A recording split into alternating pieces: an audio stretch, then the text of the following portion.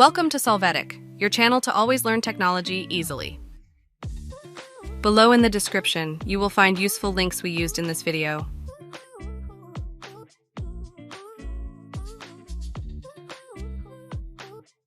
Today in Solvetic, we will see how to add multiple Telegram accounts to the same number. We start by entering Telegram. After that, click on the drop-down menu on the left. Here, we will click on the deploy icon that you see. After that, we can click on the Add Account option.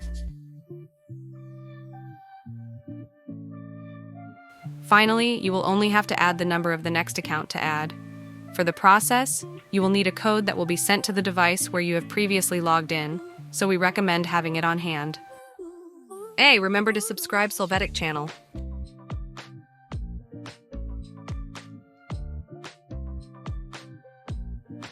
We hope it has been helpful for you.